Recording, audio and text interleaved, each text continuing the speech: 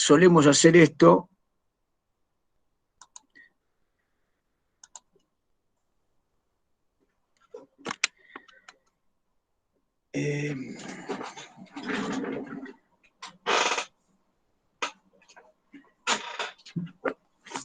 Bueno, hoy me consultaba Carlos, ahí empezamos. Bueno, buenas noches. Ahí me comentaba Carlos que yo le acercara así un poco de memoria hoy trabajos que abordaran el tema Pacto de Olivos, 1993, ¿no?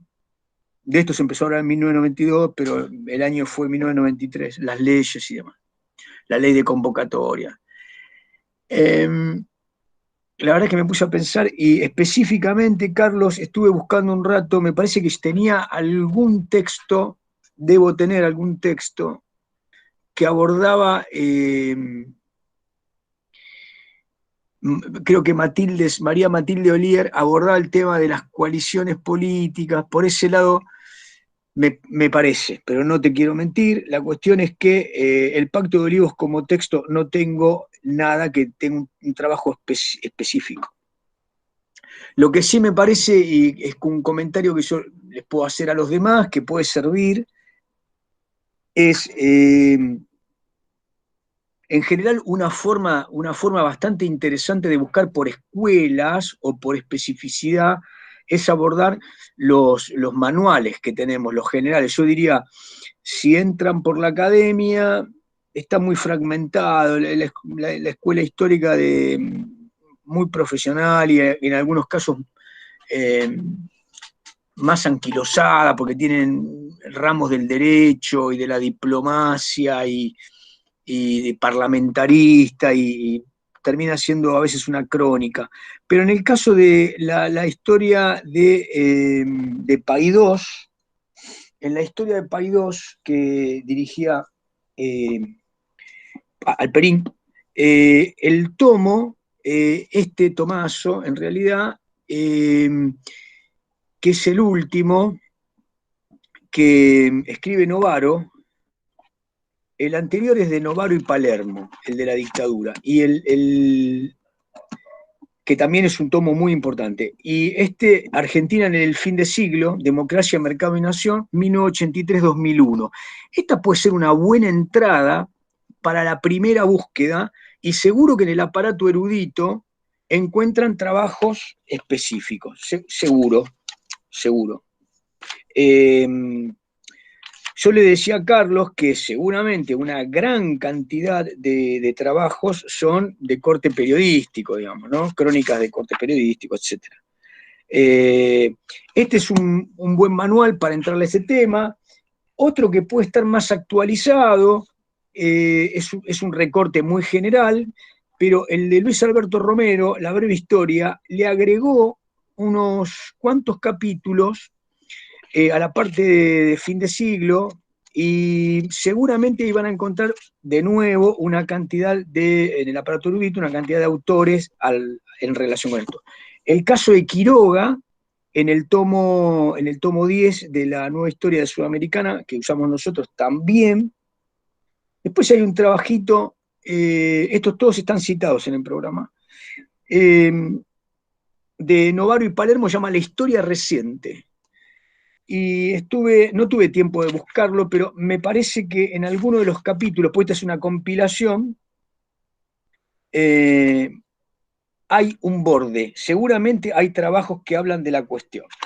Y después, otro conocido, don Alfredo Pucciarelli, hizo una serie de textos que se llaman los años del alfonsinismo, los años del menemismo, los años del kirchnerismo. 3 tomos separados.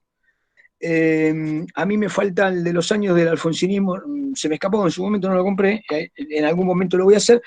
Los años de Menem, de Pucciarelli, la construcción del orden neoliberal, en este seguro van a encontrar, Carlos, con un aparato erudito muy importante para empezar a buscar por acá. Digo, primer lectura y a partir de ahí primer enfoque de textos que seguramente van a ir al tema Pacto de Olivos.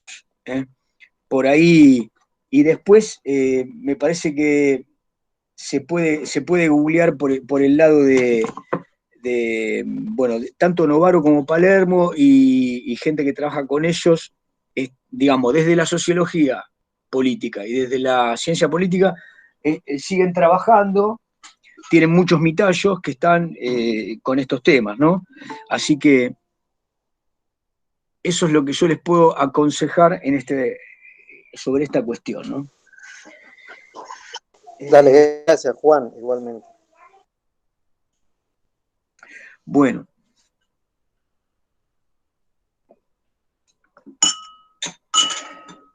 Tengo un par de libros, ahora que me estoy acordando, Carlos, tengo un par de libros de Alfonsín, pero no son de él, o sea, no son las memorias de Raúl Ricardo, suponete. Es una larga conversación con un periodista que la verdad es que no es exactamente, tiene un poco es un relato un poco autocomplaciente, ¿no? Los mitallos, sí, los mitallos, sí. Y los grandes, los historiadores que trabajan tienen una cantidad de esclavizados, de semiserviles que van a buscar, ¿no?, las fuentes y construyen. Después aparecen en letras chiquitas, ¿no? Dice fulano y aparecen una gran cantidad de... En los segundos o terceros volúmenes después empiezan a aparecer. Les doy un ejemplo, esperen.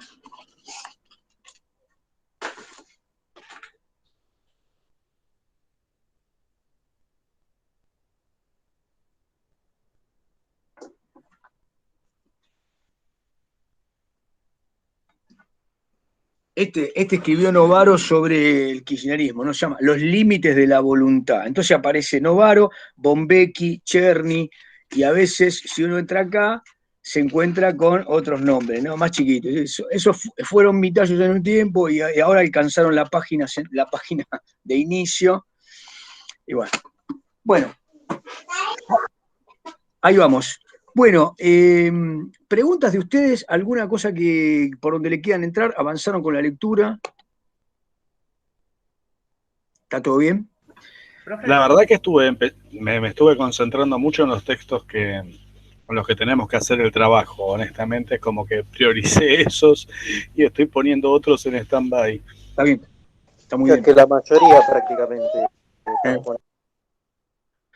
¿Alguna pregunta sobre lo que hablamos de Pucciarelli que no implique entrarle directamente al desarrollo, pero por lo menos a mí me preocupaba el otro día, me preguntaba si a lo mejor no quieren hacer las preguntas o si está todo bien.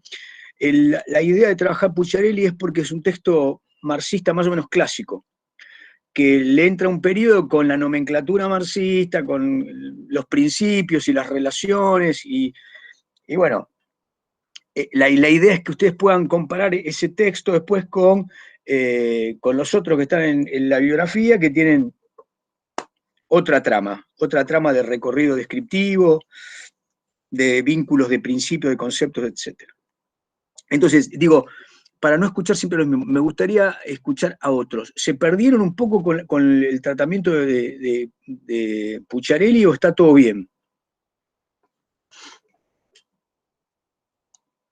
No, profe, en mi caso yo venía siguiendo bien como lo venía explicando Fernando. La verdad que el texto, por lo mismo que decía Alexis, estoy más concentrado, con el grupo estamos concentrados en los textos que tenemos que preparar, así que no lo leí, pero el otro día me iba quedando creo que bastante claro lo que decía Fer. Bien. Belinda, el pregunto no es Madariaga pregunta, no, pero Belinda, no me acuerdo, Belinda Duarte, ¿está? Sí, profe, acá estoy. ¿Cómo te va, Belinda? Escúchame, a ver, en la cuestión suponete que decimos, bueno, vamos a abordar el tema del desarrollo del capitalismo agrario argentino, y tenemos que entender que había espacios precapitalistas, o que había espacios con tradiciones productivas y comerciales cercanas al precapitalismo. ¿Vos cómo lo traducís eso? ¿Está hablando de los chacareros? O sea, a eso apunta la pregunta. Al No, sector. en términos generales, digamos, historia económica argentina, llámese, digamos, siglo XIX y entrando al siglo XX, pero eso tiene como un recorrido. El enfoque dice, bueno, vamos a hablar de, pongamos el título, estamos hablando del desarrollo del capitalismo argentino. El capitalismo argentino fue un capitalismo agrario, Ujú. pampeano, fíjate, capitalismo agrario pampeano. ¿Qué dice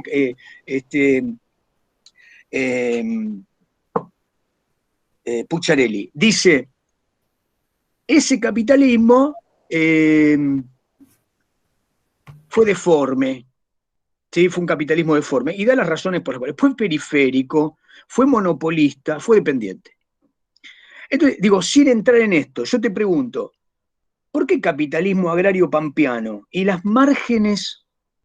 Entonces, por ahí hago un enfoque y digo, el abordaje del capitalismo agrario pampeano implica entender que en otros espacios subsistieron concomitantemente formatos tradicionalistas o precapitalistas. Entonces, eso, ¿qué significa para vos? Formato precapitalista o tradicionalista, en términos productivos, en términos de comercialización.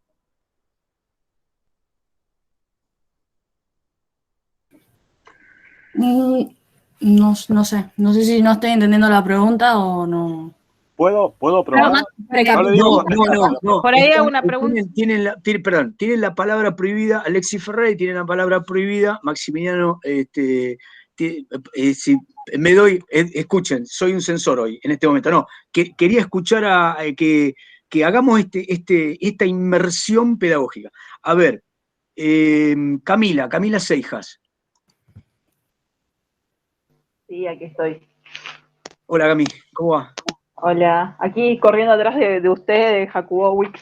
Bien, escúchame, Estoy intentando. ¿entendiste el planteo que hice, la proposición y que con formato de pregunta? Sí, supongo que tiene que ver un poco con lo que estuvimos hablando en la clase pasada, que aquí no hay quizás un grupo bien capitalista que lleve adelante innovaciones, que siga habiendo un grupo de personas rentistas que siguen ganando parte de esta ganancia del campo y no la implementan para mejoras. Pará, Cami, pará. El capitalismo agrario pampeano fue capitalismo. No nos metamos ahora en ese capitalismo deforme. En la periferia, a la Pampa, digamos, a la zona pampeana, hubo un formato precapitalista o tradicionalista. ¿Qué entendés?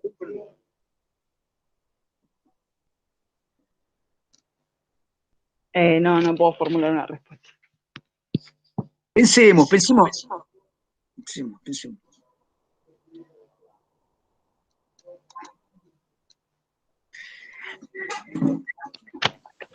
El año pasado, seguramente ustedes leyeron algo de Buchbinder o leyeron algo de Chiaramonte, seguro, Chiaramonte sí, ¿no? Sí. Estados, tiene un Bien. libro, ¿no? Ciudades, estados, la formación de las ciudades. La formación. La formación de las ciudades, que era muy... Ah, está bien, pero ese es de historia cultural, está bien. Ahí Chiaramonte va por el tema de la confederación, ¿no? De los poderes delegados. Él piensa que en realidad las provincias tuvieron un tipo de confederacionismo. Ahí tiene una tesis muy, muy interesante acerca de la preexistencia de la nación o la no preexistencia de la nación, pero bueno, nos lleva a otro lugar, más bien jurídico o de constitución del aparato político nacional y de los poderes delegados de las provincias, bla, bla. No, yo hablo de el otro Chiaramonte marxista, o digamos, que en realidad explica la correspondencia que hubo entre el estadio de los que él llama grandes mercaderes y el estatuto legal de esas provincias. Por ejemplo, Urquiza y Entre Ríos. los Madariaga, perdonen, ¿no? La autorreferencia, los Madariaga y Corrientes, o Ferrer y Corrientes, ¿no? López y Santa Fe. Esos grandes mercaderes. Ahí el estatuto, ¿cuál es? Un gran señor, terrateniente general, que colecta voluntades de otros grandes propietarios, los representa desde el poder. En la legislatura hay mayoría de estos señores que integran una estrategia, y entonces las provincias pujan por espacios, son clanes de producción, de comercialización, se cobran impuestos entre sí, se saquean, se hacen la guerra, etc. Esto, al margen que sean unitarias, digo, esto es lo que muy interesantemente propone en varios trabajos, no solamente él, otros autores, Chiaramonte. Ese Chiaramonte, el libro se llama Mercaderes del Litoral, y tiene otros trabajos, pero en ese es fundamental. Por eso me refería a ese Chiaramonte, no al Chiaramonte político. Pero bueno, volvamos a lo que estábamos hablando, Camila. En la periferia, ¿qué querrá decir esto de precapitalista? ¿Cómo lo entendés? No sé, supongo que formas de explotación más tradicionales que no responden a este comercio más bien relacionado con Buenos Aires y alguna época anterior en la que justamente todo este comercio de cuero, de tasajo, empieza en Buenos Aires y empieza a surgir todo ahí en detenimiento de otras zonas de nuestro país. No vas al punto. Estamos hablando de un historiador. Yo quiero posicionarme acá. Estamos tratando de un historiador marxista.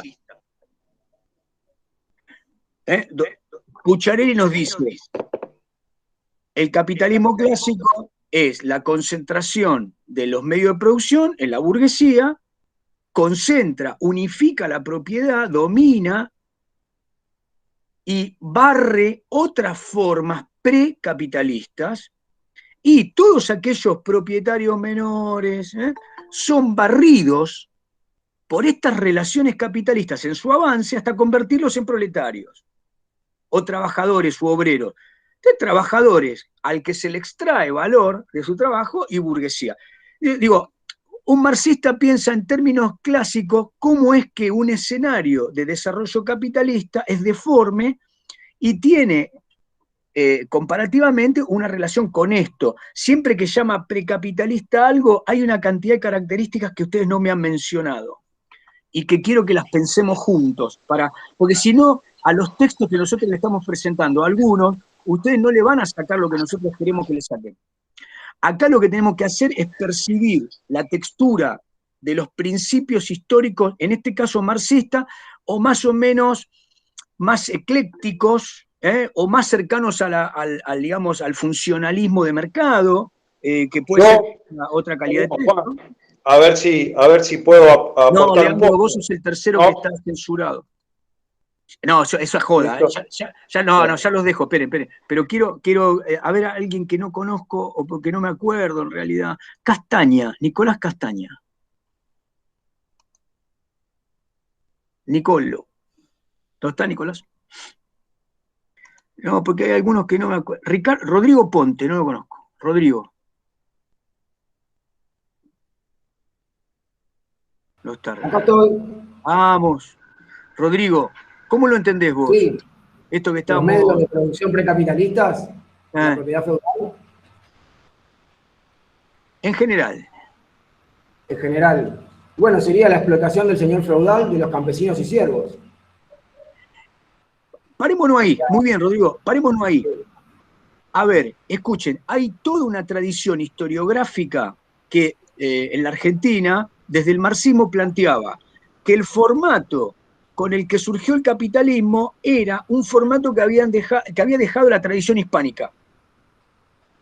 Grandes señores, jefes de clanes, que establecían un dominio clánico de sus jefaturas, que después esas jefaturas se tradujeron en un formato provincial, ¿no? Pasamos de la capitanía general a la provincia con una fragmentación, y que ahí quedaron tramados relaciones, vínculos, asociaciones entre los medios de producción, comillas, las relaciones sociales de producción, las relaciones sociales de comercialización y los estatutos legales que producían esos vínculos. Los había, por ejemplo, los estatutos de crédito, había los estatutos de moneda, había. Entonces, todas esas preguntas nos llevan al tema de qué vínculos había entre este desarrollo deforme que va avanzando en la zona pampeana y estas economías regionales que en realidad lo que tienen es un atraso porque tienen un formato precapitalista. Es decir, para acercarnos a lo que dijo Rodrigo, los trabajadores están muy lejos de ser convertidos en obreros o campesinos libres a explotar por un capital, porque hay otras relaciones personales y de propiedad que están ahí implantadas. Por ejemplo, trabajás en mi tierra, me entregás trabajo tantos días, me vas a dar una parte de lo producido. Esto como una parte de resabio colonial y feudal, lo ¿Tiene que ver con marca. el caudillismo, profesor? Con los Correcto. caudillos. El caudillismo tiene, en parte, en muchas de las provincias, la defensa de estas relaciones porque es parte de la constitución de su propio estatuto de poder. Pero más allá del caudillo en sí mismo, esto también nos está hablando, como dice Ferrer, de la vacancia de desarrollo por otras razones, porque son islas de producción, porque no hay infraestructura, porque viven en forma alternada del saqueo de otras provincias. Entonces, todos estos elementos me parecen muy interesantes no perderlos de vista cuando leemos a Pucciarelli, porque él nos está hablando de cómo se constituye ese capitalismo agrario, y yo les había hablado en una clase anterior de cómo surgían economías regionales, ¿se acuerdan? El vino, el azúcar, el algodón en el Chaco, ciertas producciones yerbateras y demás, que van a ser, la fruta, que va a ser protegida por el pragmatismo roquista y sus sucesores, siempre porque están vinculados con una suboligarquía de esa provincia. Entonces, es interesante pensar en qué medida la Argentina tenía un formato que iba a poder recepcionar relaciones capitalistas, punto, o en qué medida esa tensión para el desarrollo de esas relaciones capitalistas se fue dando, y cuando nosotros leemos descripciones históricas, eso está subyacente y no lo leemos de la manera que a mí me parece conveniente. ¿En qué medida? ¿Cómo las tenemos que leer? En términos de historia económica. Juan, ¿te puedo hacer una pregunta? Bueno, escuchen, ahora hablen todo. Era solamente para hablar con algunos, pero sí. Una pregunta. Basando, o sea, relacionando lo que comentó, lo que preguntó Rodrigo recién, o lo que dijo Rodrigo recién con el tema de los señores feudales y relacionándolo con lo que vos estás diciendo de los caudillos. Digo, ¿no sería muy loco pensar que un caudillo sería un pseudo señor feudal? Bueno, porque primero tiene un ejército, tiene tierras, bueno, etcétera, primero, etcétera. Sí, Ernesto, me alegro de que estés en clase, no me había dado cuenta. Así que, bueno, Gracias. me alegro muchísimo, bienvenido. Yo lo que digo es, escuchen, lo que tenemos que hacer en historia económica es tratar de no categorizar muy fuerte, digamos, porque me parece que simplifica. Si nosotros decimos, por ejemplo, ustedes seguro leyeron a John Lynch, Rosas, el señor de la tierra. Ahí, digamos, despejemos como gran generalización. Rosas le pagaba a toda su soldadesca, digamos, a los coroneles, a los capitanes, a los sargentos que tenía cerca de sí con tierra. Le daba tierras a medida que avanzaba sobre la indiada.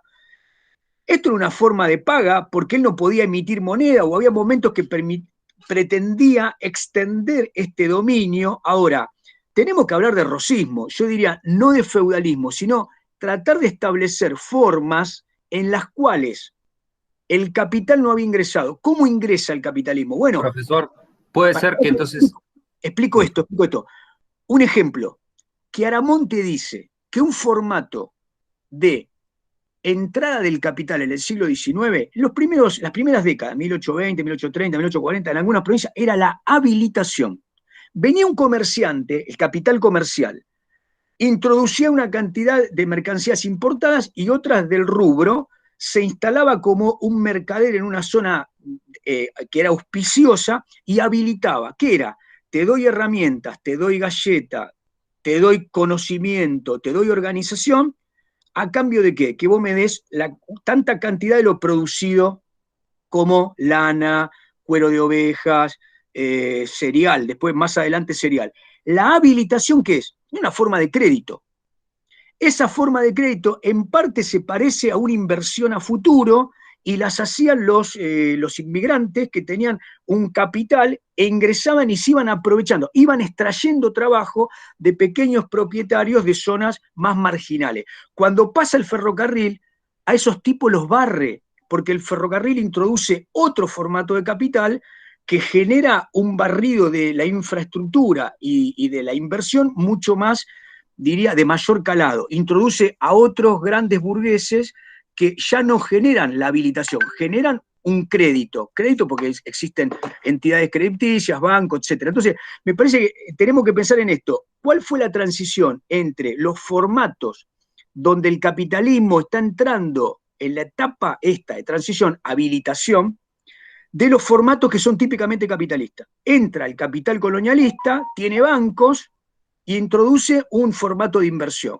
cédulas hipotecarias, por ejemplo, ¿no? Cómo se cotizan, cómo extrae valor de los propietarios, de los pequeños propietarios, ingresa esa inversión del gran capital monopolista, por ejemplo, en las provincias, dice Pucciarelli, no, porque no le interesa la provincia, lo que quiere es el gran producto, llámese carne, llámese cereal, llámese lino, de ese espacio. Entonces, me parece, ahí está, me parece a mí, un formato de pensamiento que es económico. Si lo vinculamos después con un formato político, es como dice Chiaramonte, a mí me gusta más la idea de ir por la correspondencia, es decir, ir viendo cómo los niveles de concentración de poder se dan en un marco de una estructura social que favorece el sostenimiento de un formato económico. ¿Se entiende? Uno podría decir, como dicen muchos autores, Rosas y Urquiza, y Terrero, y Anchorena, y los Dorrego, eran grandes mercaderes, que se apropiaban de las mejores tierras, querían tener un puerto, y defendían los ríos a morir. Y, digamos, ese gran mercader está atado a un capital comercial, pero en un formato precapitalista.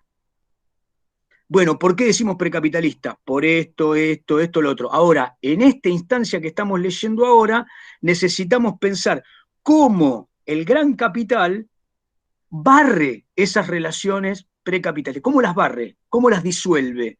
¿Cómo hace que los pequeños propietarios se conviertan o en proletarios, los despoja, y qué terminan siendo esos trabajadores despojados? Bueno, gente que va a vivir en las conurbaciones.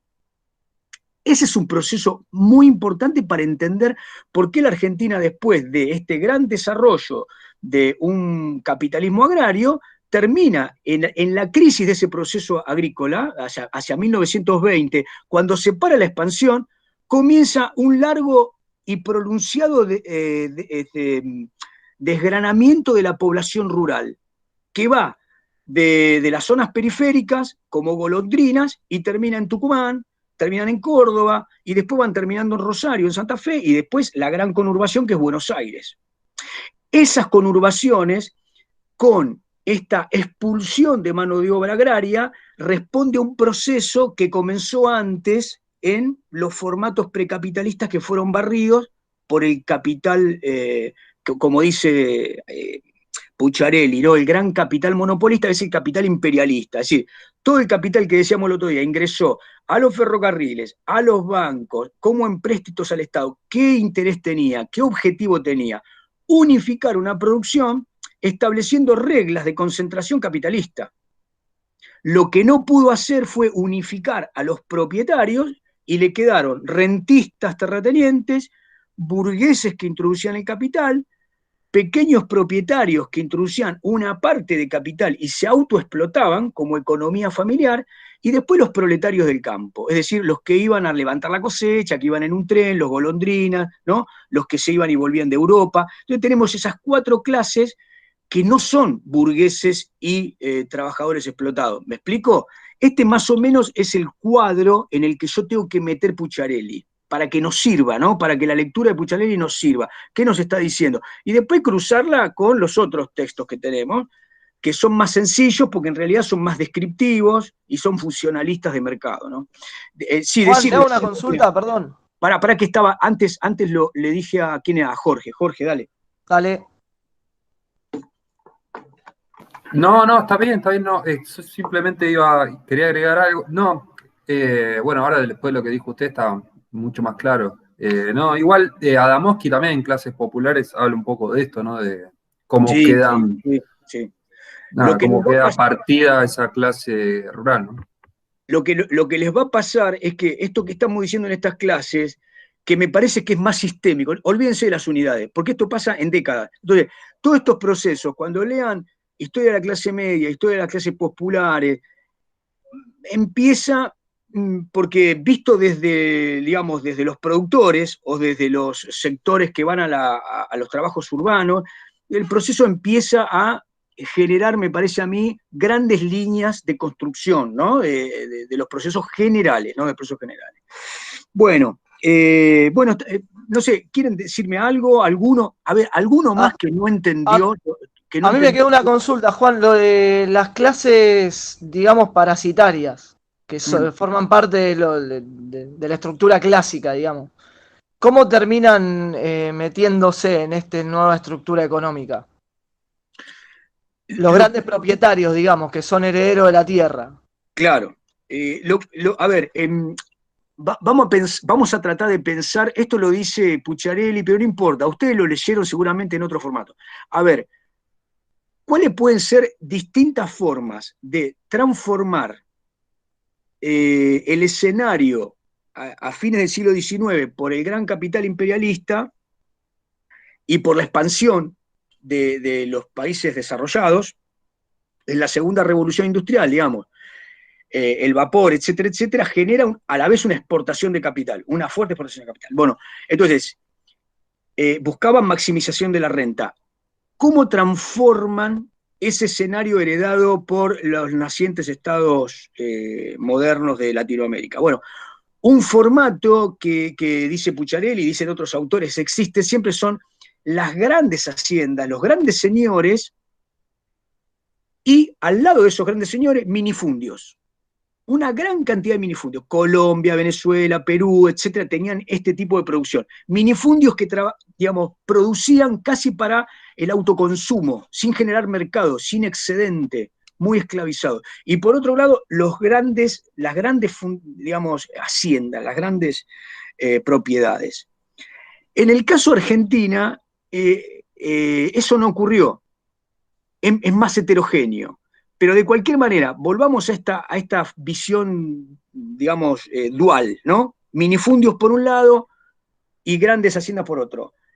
¿Hay algún escenario en el cual hay una estructura de medianos propietarios que acceden al mercado autocentrados en sus estrategias de venta y de consumo? Sí. El Canadá y los Estados Unidos tienen estos farmers, gran expansión hacia el oeste de pequeños propietarios, medianos propietarios que acceden al mercado. Después igual son expoliados en parte, pero tienen un desarrollo de una economía familiar que después se extiende y que es capaz de invertir y desarrollar tecnología, profundizar su capital consolidado. Bueno, en el caso argentino, tomando esto, ante la pregunta de Diego sería, estos propietarios que habían quedado, esos grandes mercaderes, los Rosa, los Terreros, los Anchorena, los Urquiza, que tenían grandes propiedades, muchas leguas, media provincia. El capital imperialista o les compraba la propiedad o los convencía de ser ellos, de convertirse en burgueses, lo que implicaba que salir de rentistas era convertirse en reinversores, ponerse al frente de la producción agropecuaria. Bien, esto no sucedió. Lo que dice Pucciarelli es, esos señores de la tierra, grandes ausentistas, ¿no? Terratenientes, lo que hacen es sacar un rédito de esa herencia jurídica y se convierten entonces en una parte de toma de ganancia de la renta general extraordinaria que tiene el campo o la producción agropecuaria en la Argentina. ¿Quiénes introducen el capital? Bueno, están estos burgueses que lo que hacen es arrendar en distintas instancias. Arrendar con introducción de máquinas, con introducción de mano de obra, aportan capital y serían los que en muchos casos se toman ganancia de su propia autoexplotación. Y después están los pequeños productores, porque el caso de la Argentina es que a escala de la Pampa extendida, el sur de Córdoba, el sur de Santa Fe, partes del norte de Buenos Aires, pero sobre todo Entre Ríos, Santa Fe y Córdoba, tienen productores medianos, muchos, una gran proporción que llamaríamos chacareros, productores medianos que utilizan la economía familiar, se autoexplotan y que son los que producen la tensión con los grandes propietarios, porque en nuestro campo no hay una revolución de campesinos, no hay campesinos. Los campesinos son los proletarios que son utilizados temporariamente o estacionalmente, son absolutamente explotados, pero no forman parte de la que diríamos la crisis de puja entre distintos sectores. Esa puja se da entre los que arriendan o aportan un capital de la gran producción que los explota. Ahí ese es el grito al corta. Bájenme los arriendos, permítanme vender la cosecha en forma colectiva, los precios siempre benefician al que arrienda, etc., ¿no? Esa es la crisis del campo argentino. Tenemos 4 clases, ¿no? Entonces, el rentista, el que aporta el capital, el burgués, que es el arrendatario, tenemos grandes arrendatarios, pequeños arrendatarios, y después tenemos el pequeño productor, chacarero, y que organiza su autoexplotación, pero también explota a ese golondrina. 4 clases, dicen, en el campo, ¿no? Perdonen, y digo algo más. Esto lo tienen que mirar a escala de qué producían. Si hay producción bovina u ovina, los grandes terratenientes se dan cuenta que tienen que tener una estancia mixta. Entonces tienen un puestero para las vacas y tienen arrendatarios a los que les obligan a dejarle el campo alfalfado. Es decir, después de 2 o 3 años, siempre que terminan, reparten las cabezas, porque esa es una condición del contrato que se establece con el mediero, con el chacarero, con el arrendatario, reparten las cabezas de los bichos que sean, ovejas, vacas, etcétera, sobre todo de la oveja, y tienen que dejar el campo falfado. Esa estancia mixta es altamente productiva porque el alimento del ganado, digamos, es un desarrollo en la producción maximizada. Entonces, en la provincia de Buenos Aires es una cosa con las vacas, en el sur de Santa Fe es otra con las ovejas, en las colonias agrícolas que son puramente agrícolas es otra historia, ¿no? Y acá estamos sacándole punta al lápiz, lo que digo. Sí, díganme. No, perdone si resulto redundante un poco en esto para entender. O sea, acá en la Argentina no surge una importante burguesía urbana, digamos, como puede haber surgido en otros capitalismos, que era el motor. No logran tener un poder para imponerse, entonces necesitan llegar a este tipo de arreglos con estos dueños de la tierra, que son las oligarquías que manejan acá. Claro, al ser rentistas, los tipos inyectan capital en el campo, pero a la vez no consiguen una ganancia, quizás lo suficientemente grande, ni tampoco incentivos para reinvertirla. O sea, entonces tenemos la clase parasitaria, que cobra una parte de la renta por la simple propiedad de tener la tierra, el que está inyectando el capital y el laburo, en definitiva, tampoco lo acumula en el propio campo. No sé si me explico a lo que quiero ir. Ese es el límite, justamente es el límite del modelo. Lo que dice Pucciarelli y otros es que ahí hay una banda muy estrecha en la cual el que arrienda su campo trata de mantener al arrendatario con incentivos que le permitan mejorar y acceder a una acumulación. ¿Se entiende? El que introduce capital va a tener... Hay estudios que, por ejemplo, muestran que las crisis en el campo, sobre todo la 1893 y la 1912, vienen antes de las crisis generales.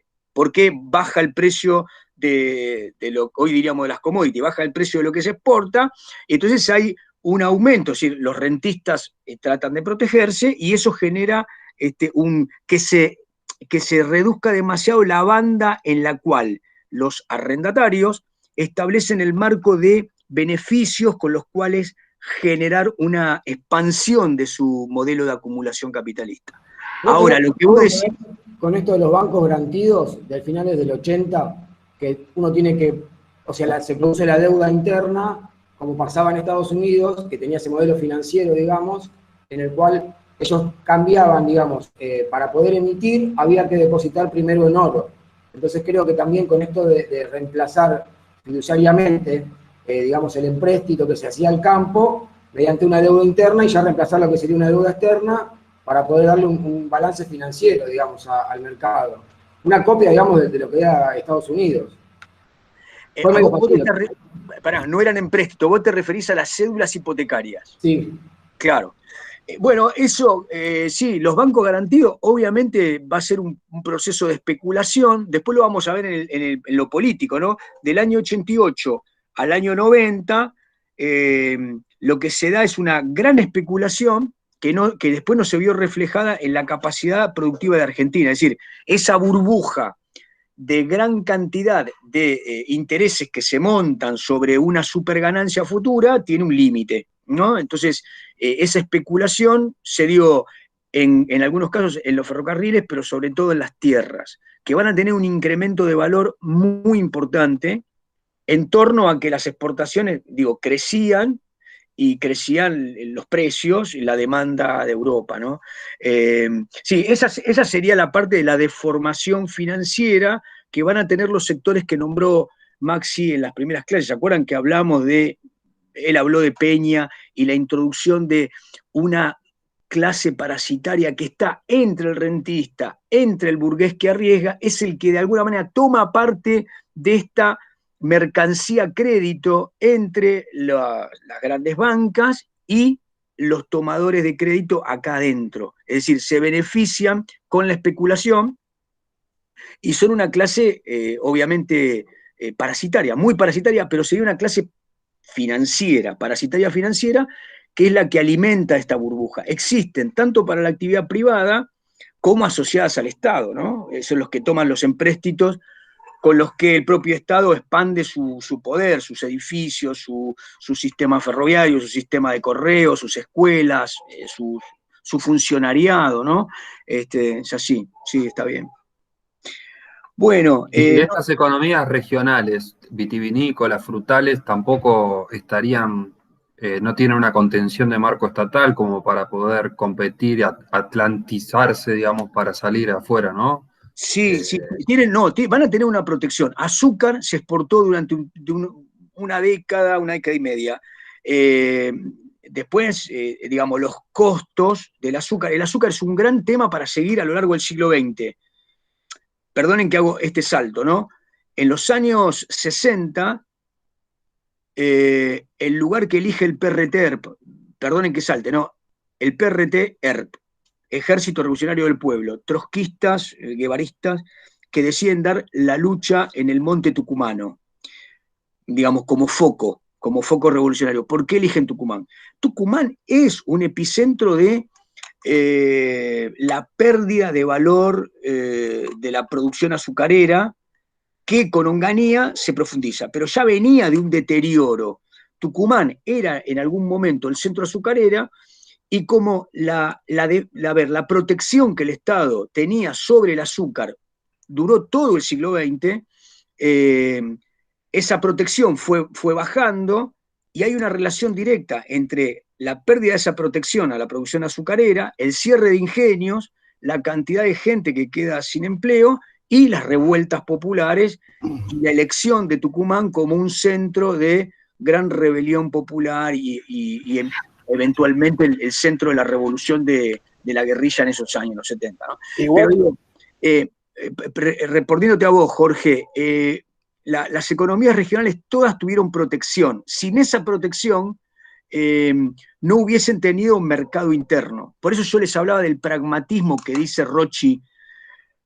Los conservadores fueron pragmáticos, ¿en qué sentido? acudiendo a la defensa de algunas de sus ramas suboligárquicas de las provincias, defendían ese trabajo y lo que hacían era protegerlos con aforos aduaneros de las producciones que podían competir.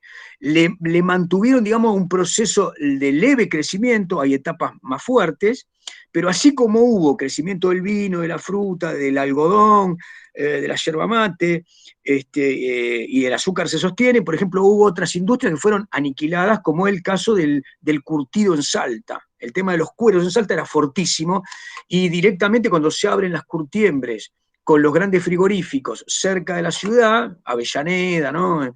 La Boca, etcétera, toda esa región, ¿se acuerdan que yo les decía que nos quedó la huella de la contaminación, ¿no? del resultado de las curtiembres?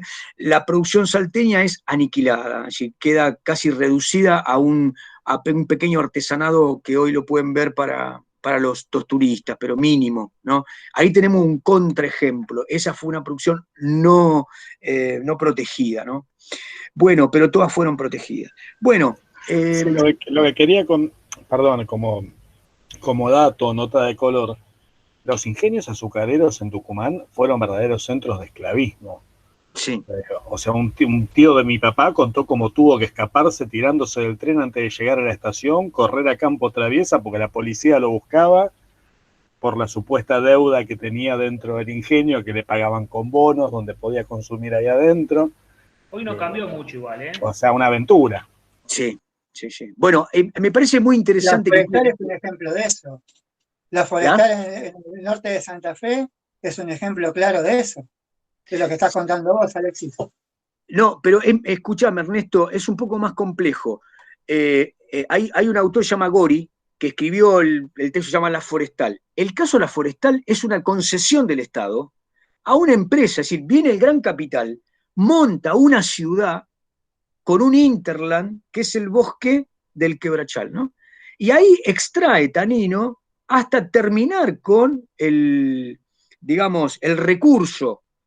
En ese contexto, digamos, hay pueblos enteros que nacen al calor de la expansión de la producción de tanino. Entonces, digo, eso se maneja como un enclave del capital monopolista que funda un Estado dentro del Estado. Es decir, tienen su propia policía, tienen sus gendarmes, tienen sus centros sanitarios, tienen sus escuelas, y después tienen sus soldados y producen una masacre. Esto es un tema. Lo otro que dice Alexis es muy interesante, lo relata, en parte lo explica, en las clases populares Adamowski, que sería lo siguiente: las clases nativas, los sectores, parte de la nación nativa, avipones, tobas, sanavirones, que habitaban el norte de Santa Fe, el Chaco y Santiago del Estero, son poblaciones que son directamente coercionadas para ir a la zafra. Es decir, esto es un sistema de trabajo esclavista llevado a cabo por el poder político de esas provincias con Tucumán, pero no para los ingenios, para la zafra. La zafra es un trabajo terriblemente físico, demoledor, y bueno, en eso hubo... Los que se resistieron fueron masacrados. También había un formato de esclavismo para el algodón, aunque después se profesionalizó el cultivo del algodón y fue menos requerido. Pero el tema de la zafra es un trasvasamiento de esas poblaciones indígenas llevadas de manera esclavizada prácticamente a la zafra durante décadas. Ese es otro formato, diríamos yo, de ataque del Estado contra esos sectores que no estaban de alguna manera regulados dentro del formato de expansión del capital, y que son llevados de manera muy violenta. Eso lo van a encontrar, repito, en Adamowski. Después, a pequeña escala, también algo parecido en Jujuy con el tabaco. Obviamente en Misiones se imaginan que aún hoy la yerba sigue trabajando con sistemas similares. Bueno, en todos estos formatos, lo que hablábamos hoy con Belinda, lo que hablamos con Camila, esos son formatos precapitalistas. El capital no logra penetrar o no quiere penetrar al interior de las relaciones sociales para establecer un marco de desarrollo de trabajadores que venden formalmente su empleo en un mercado de trabajo abierto. Se lo hace a partir de la coerción, pero con formatos señoriales, es decir, donde las relaciones personales mezclan el salario, el consumo, la paga, el dominio, la coerción, la habitabilidad de los que producen. ¿Entienden? Ahí claramente repasamos la periferia argentina y seguimos encontrando enclaves como para el desarrollo de esto que yo les decía, ¿no? Donde no avanzó el capital profundizando las relaciones capitalistas, burguesía, proletariado, se producen estos efectos, ¿no?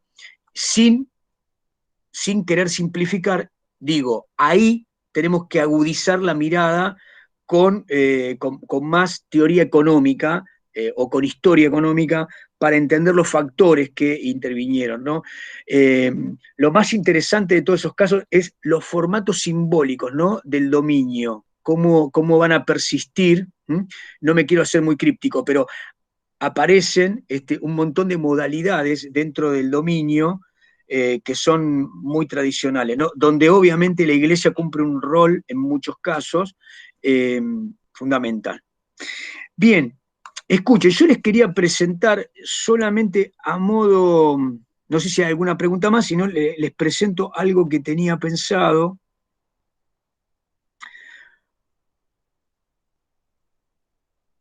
Si lo encuentro. Juan, perdón, ¿puedo hacer una pregunta cortita? Adelante. No, me quedan hablabas de proletariado rural y se me vino a la cabeza el año pasado, creo que es un texto de Salvatore, si no me equivoco, que, expone varios argumentos sobre los cuales, o sea, explicando por qué para él, en base, aparte pone fuentes, digo, no hay una proletarización en el ámbito rural el gauchaje, digamos, de la población rural que vivía del campo, digo. Dice, recuerdo puntualmente una carta de Anchorena Rosa quejándose porque le tiene que pagar un montón de plata a la escasez de mano de obra. Digo, esa proletarización o que después vos decís que termina poblando las conurbaciones, se puede, primero, en dónde ocurre, y en segundo lugar, si tiene que ver con población, acabas de decir, la población nativa explotada en Misiones, en Chaco, pero más allá de eso, esa proletarización, ¿tiene más que ver con la inmigración o con población que estaba asentada allá en el territorio? El problema es que, a ver, yo te diría, no te quiero contestar con teoría, pero me parece extenderlo desde los grandes mercaderes, como dice Chiaramonte, hasta el siglo XX, hay un quiebre. Hay autores como Samuel Amaral, que estudió el periodo de 1810-1850, y te dice, las empresas de producción pecuaria eran capitalistas. Si vos tomás un texto de un trotskista, te va a decir desarrollo desigual y combinado. Es decir, el capital entró y pudo haber penetrado en alguna parte del proceso económico, pero las relaciones que utilizó o en la periferia seguían siendo no capitalistas. ¿Me siguen hasta acá? En el medio tenemos otras miradas respecto de este ítem. Cuando la producción fue capitalista, por ejemplo, en el periodo del siglo XIX. Entonces yo acá diría, las opciones que tenemos es leer por el lado de quienes dicen que Rosas y todos los que funcionaron en una gran producción extensiva de ganado, ¿no? El periodo pecuario, digamos, ¿no? El periodo saladero. ¿En qué medida expandieron el capitalismo en el sentido de la estructuración del conchavo? A ver si me entienden. De un trabajador errante, saqueador o productor, si ustedes quieren, asistemático e informal, el gaucho, que podía llevar ganado, era un arriero hoy, mañana era otra cosa, etc. De eso a establecer un fundo, una unidad de producción que se llamaba estancia, en la cual, aparte de ponerle la yerra a las vacas, más o menos el paisano tenía una yerra similar, la papeleta de Conchavo. ¿De qué estancia sos? Si no sos de una estancia, te mando al Fortín. Ahí tenemos un formato de que es capitalismo eso, es regularización de la planta formal de la producción agropecuaria. Ahí tenemos a Amaral que dice, eso es capitalismo, flaco. Exportaban, iba a Europa, le pagaban, había un mercado, bla, bla, bla, bla, bla. Bien, Rosas pagaba con tierra, sí, está bien, eso era marginal. También emitía, etc. Entonces, digo, en ese sentido pensemos, la Argentina tiene un formato que era el más consistente, que era Buenos Aires, la provincia de Santa Fe, Entre Ríos y un poco de Corrientes y punto, algo de Córdoba. El resto eran estos clanes, ¿no? Mucho menos consistente en términos de mercado, ni hablar en términos de excedente. Entonces, esa proletarización está atada a esos modelos. Digo, esa proletarización la llamamos como explotación en este sistema de estancias. Esa me parece que es una pregunta posible. Yo, digamos, prefiero quedarme con los trabajos de Chiaramonte. No soy de los que plantean, tampoco he profundizado mucho, no soy de los que plantean capitalismo sí, o como dice, por ejemplo, Puigros, todos los trabajos de Puigros, Rodolfo Puigros dice, bueno, lo que tuvimos fue un formato que se extendió y nunca terminamos de tener capitalismo. Entonces, lo que tenemos que hacer es una revolución democrático-burguesa que implante el capitalismo y a partir de ahí trabajar por la revolución proletaria o la revolución comunista. Entonces, lo que digo es, ni en un extremo ni en el otro, me parece que se dieron formatos muy heterogéneos, que esa parte es una organización del trabajo de la estancia llevada a cabo por estos grandes mercaderes, me parece que ahí sí hay un formato de proletarización, si vos querés, o de sujeción a un formato productivo que le quitaba autonomía a los productores, saqueadores, como vos quieran, extraían valor, digamos, iban y buscaban ganado cimarrón y se lo apropiaban, punto. Digo, eso es un modelo, y me parece que cuando vienen los inmigrantes hay otro modelo, pero en ese caso, ahí se bifurca, porque están quienes dicen que los más proletarizados fueron estos migrantes golondrinas, pero no estaban sujetos porque fueron y vinieron.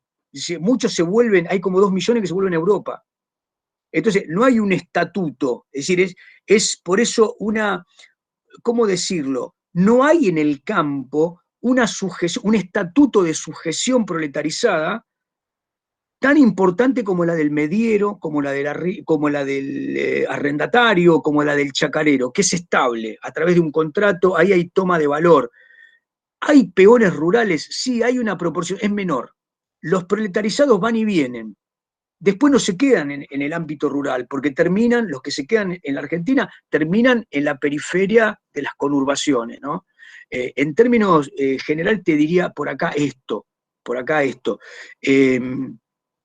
Y yo diría algo más, miren, si un problema tuvo Argentina en el desarrollo del siglo XIX y en el desarrollo del siglo XX, para complejizar un poco más esto que estamos hablando, es la carestía de la mano de obra. ¿Cuál es el problema desde Alberdi hasta, no sé, Perón? Faltan trabajadores. La Argentina es un lugar donde faltan trabajadores. Entonces, por esa razón es promisoria. Cuando hay gran expansión de la demanda, Argentina tiene altos salarios que convocan a muchos a venir a la Argentina en términos comparativos con otras latitudes, ¿no? A ver, el año pasado estudiábamos un texto de Rosas de que se le escapaban los indios amigos de la estancia y cuando los agarraba, en lugar de reventarlos a rebencazo, les ponía un sueldo.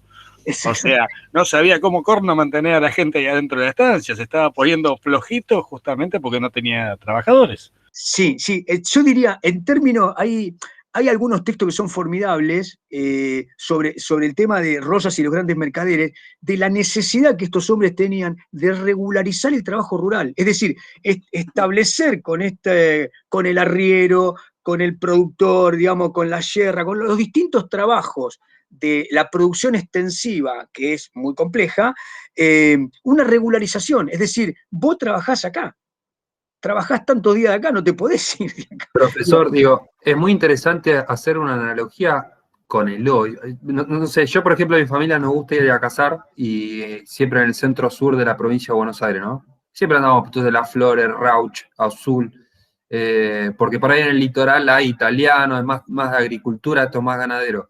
Todavía se sigue viendo, usted si va a todos los puesteros, siguen siendo los apellidos vascos de cuando los traía Rosas. Son todos Arrasqueta, Garaycochea, o sea, es impresionante y son una familia que tienen 2.000 hectáreas, o sea, sigue siendo pareciera al siglo XIX. Ojo con los vascos, Jorge. No, son los más grandes que hay, pero no tengo nada. No. Bueno, escuchen, vamos a darle una vuelta, a ver si puedo presentar esto. Espérenme un cachito, a ver. Quiero salir de esto acá. A ver.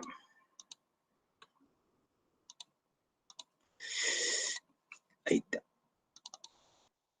Bueno, les voy a pedir disculpas, espero que se vea esto. Ya lo va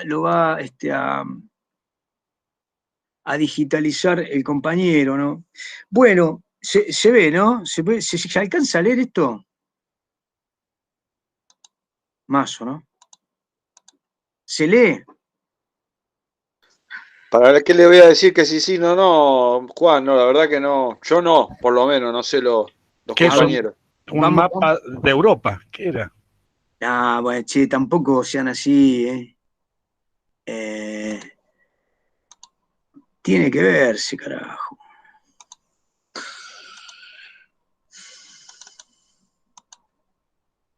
¿Ahí? ¿No se llega a ver? Sí, profe, se ve lo que usted comparte, lo que no es llegar a leer. Ah, pero vos querés todo, así no se puede. No, le digo Y para si que no hace siga, zoom, profe. profe. Capaz que si lo pone usted como pantalla. Bueno, abajo a la derecha, en el rincón, hay 2 flechitas, a ver si con eso agranda un poco. Abajo a la derecha en el rincón. Leí la palabra Estado. Me lleva. A ver. Ahí, che. ¿Mejoró? Sí, profe, se ve bastante bien. Ahí se ve un poco más. Sí. Bueno, escuchen. Este esquema ya lo vamos a mejorar. Si miran la flecha arriba, la flecha esa que está en amarillo, dice expansión del capitalismo, ¿no? De fines del siglo XIX hasta 1930. Bueno, esto vendría a ser como un esquema del trabajo que ustedes están realizando, ¿no? Un poco, organiza un poco esas lecturas. Fíjense, esa expansión de capitalismo tiene por debajo una línea que sale y dice conformación de mercados. Y ahí otra flechita dice jerarquización de hecho.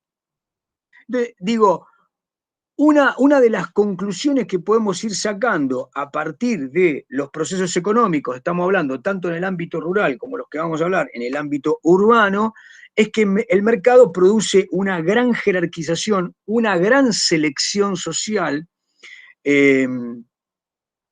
No quiero decir una gran organización, porque lo hace en términos de estructura de clase, maximizando eficiencia, eficacia y por lo tanto generando una dominación que en una punta del extremo es explotación violenta, ¿no? Entonces, fíjense, esta flecha tiene otras 2 flechas previas.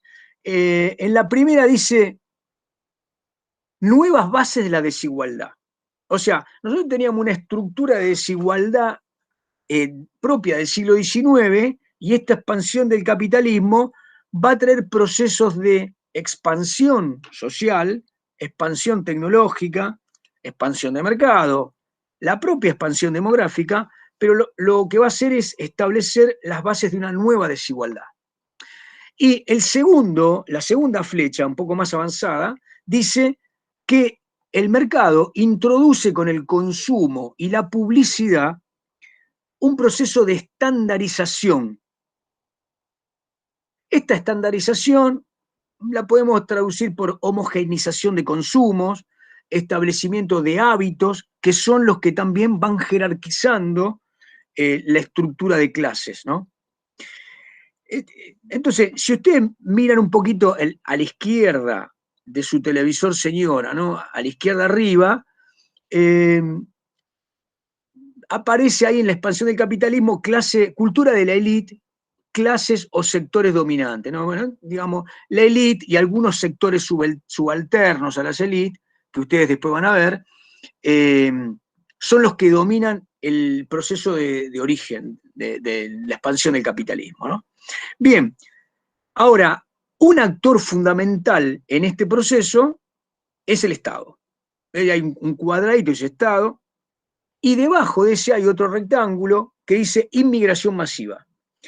Yo me centré en pensar estos dos agentes históricos formidables de este periodo para establecer los marcos que terminan de producir la desigualdad de esta expansión capitalista, ¿no? Bueno, por un lado, y esto es muy importante para lo que hablemos en clase 7, el Estado tiene una acción legal formidable desde los años 80. Cuando digo formidable, no quiero que el formidable se implique una toma de posición en términos de valoración. Ahora, es indudable que los procesos que ese Estado introduce, me refiero al primer roquismo, al segundo roquismo, sobre todo, las dos presidencias Roca son formidablemente penetrantes. ¿En qué sentido? En la laicización, en la secularización, en la modernización, en la diversificación productiva, tecnológica y de servicio. Reitero, laicización y secularización implican una introducción muy poderosa del positivismo como marca de la época, ¿no?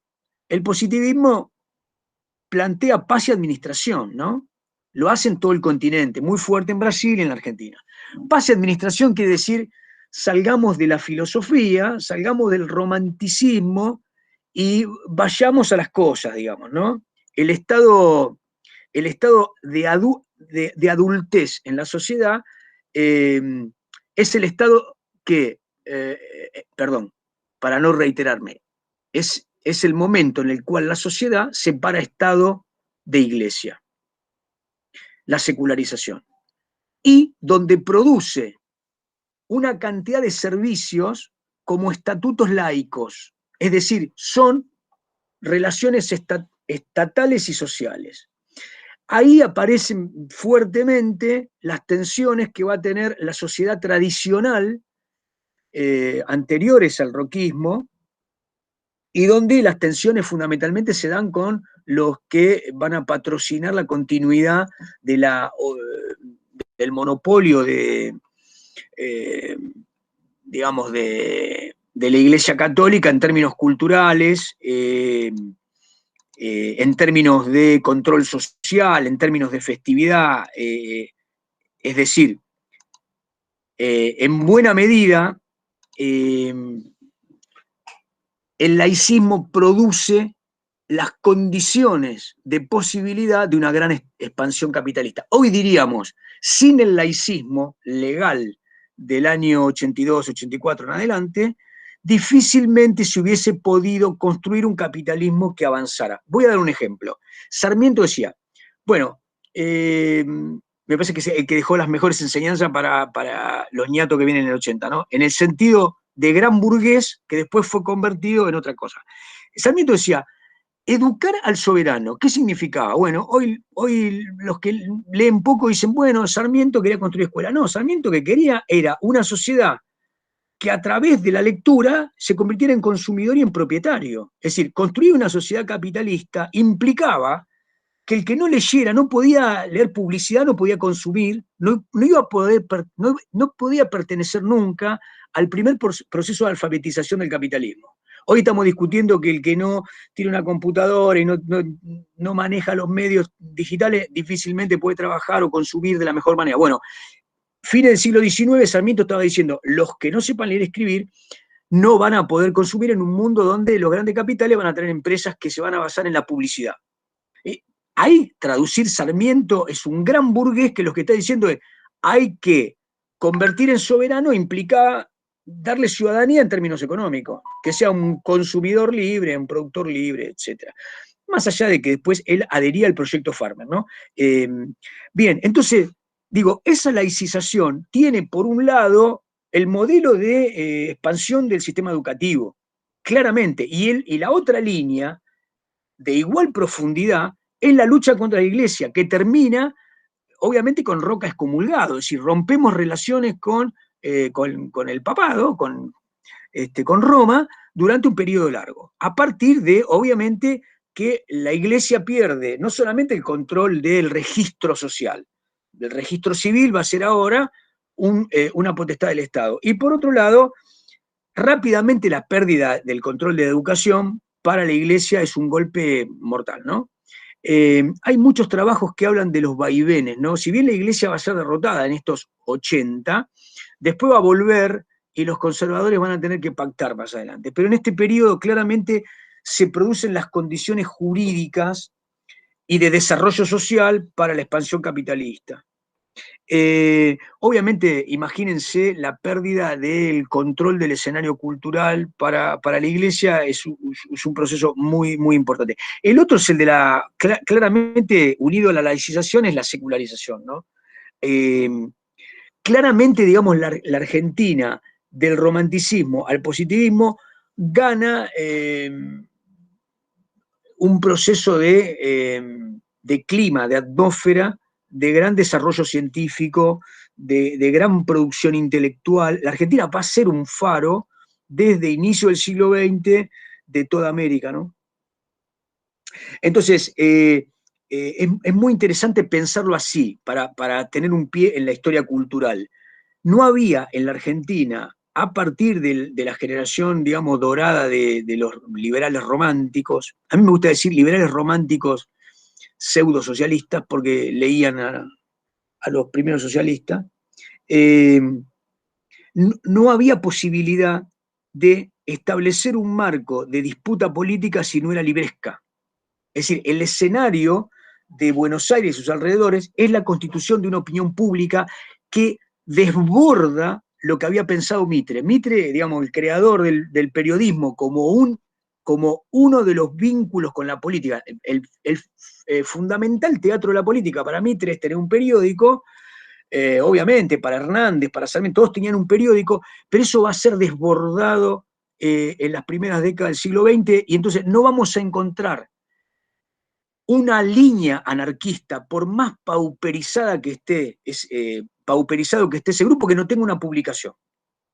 Cualquier corriente socialista, sindical, tiene una publicación, tiene una biblioteca, tiene textos, manifiesta, hacen teatro, tienen literatura, tienen declamación.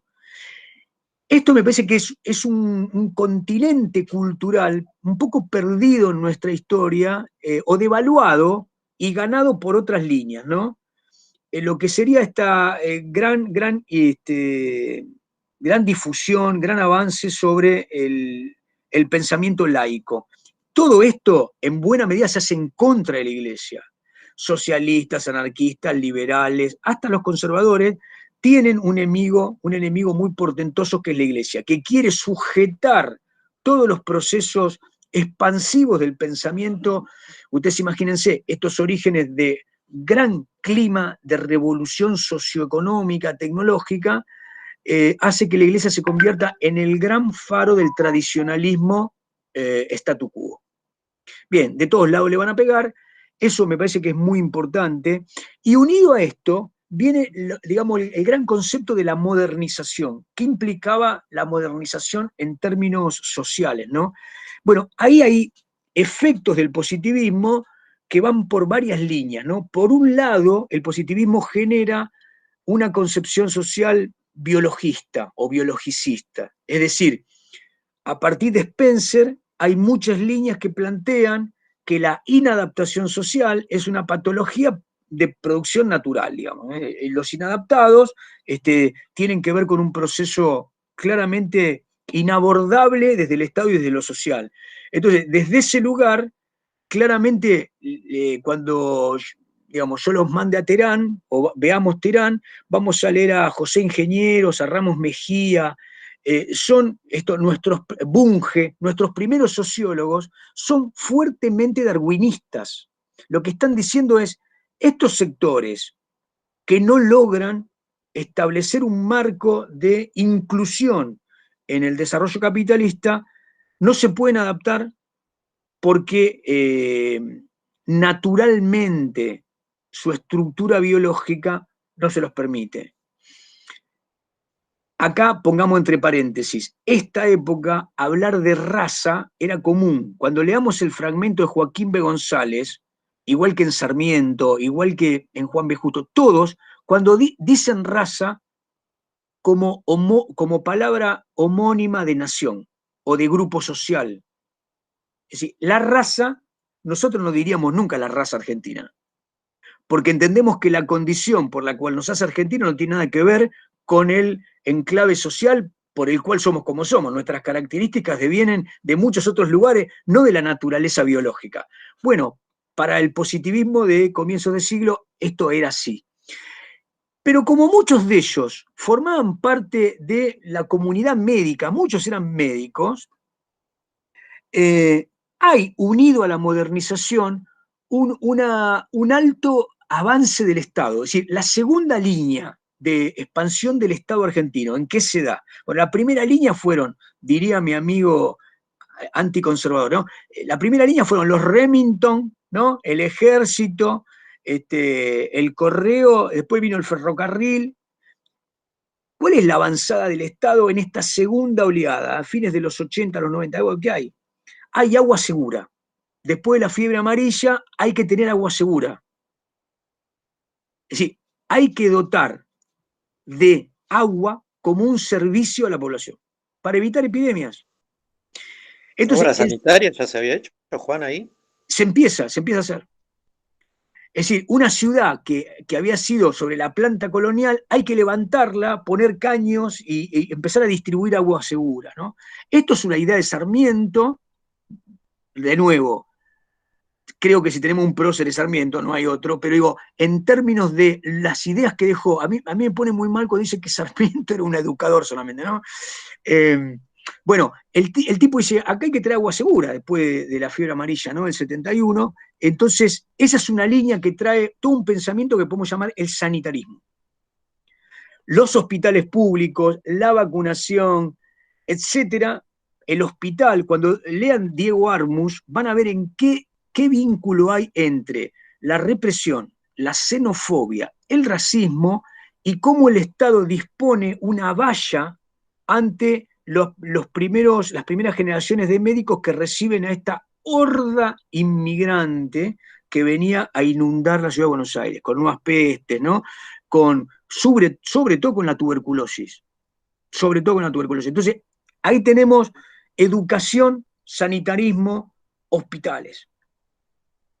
Bueno, la modernización también viene por la vía del transporte. Piensen, no solo el ferrocarril, no sé si ustedes leyeron, creo que sí, Gorostegui de Torres, en el texto que llega hasta el 90, ¿no? 1874, no, el anterior, 52-90, Gorostegui dice, ¿en qué medida la inmigración permitió la modernización? ¿Y en qué medida este capitalismo que ingresa con la inmigración permitió la modernización? Bueno, la dieta, la estructura comercial, los hábitos, la vestimenta, en términos de modernización, las expectativas de la sociedad se modifican raudamente. Se introducen tecnologías que no estaban en la Argentina, y esto produce, con todo lo que dije antes, una gran diversificación, ¿no? Aparecen sistemas de transportes urbanos, aparecen sistemas de servicios urbanos que antes no existían. Bien, entonces parémonos ahí. ¿Qué trae toda esta laicización, secularización, modernización y diversificación? Claramente estos procesos generan en la expansión capitalista una gran necesidad de reclutar nuevos sectores que son urbanos y semiurbanos. Este proceso de selección, reclutamiento, cuando digo reclutamiento parece que alguien salía a buscar gente, no, pero digo, esta gran clasificación y posterior reclutamiento se va dando sobre perfiles que después vamos a establecer como los marcos de origen de la futura clase media, que se basan específicamente en ¿qué? En altas expectativas, en la educación, en el sanitarismo, en una habitabilidad llena de servicios, en el prestigio social y en un ideal ciudadano. Entonces, este proceso capitalista va generando desde los 80 este marco, desde el punto de vista material. Es innegable que ahí funciona el Estado como un gran sujeto social y la gran inmigración como el otro aporte que diversifica, ¿no? Bien, vamos a hacer una cosa. Ya son 10 menos 10 y yo la verdad que estoy muy cansado. ¿Qué dicen? ¿Cortamos acá, les parece? Y bueno, como excepción, lo vamos a dejar que vaya descansado, profesor. Sí, sí. No, 21, vamos a cortar 21:50. Lo que pasa es lo siguiente, cualquier otro desarrollo, si empiezo por otro lado, nos va a llevar otros 15 o 20 y ahí nos vamos de marco. Vamos a tratar de establecer esto. Esto lo voy a terminar, espero que mañana Fernando termine el capitalismo agrario. Vamos con esto. Si puedo, o puede Fernando, lo digitalizamos. Me parece que esto les puede servir para unir un poco los textos. De cualquier manera, esto siempre lo damos como expansión capitalista y estructuración social. Bueno, gente, fue un placer. Nos estamos viendo. Hasta mañana. Chao, profe, Bueno, gracias. chao, profe. Nos vemos. Hasta mañana.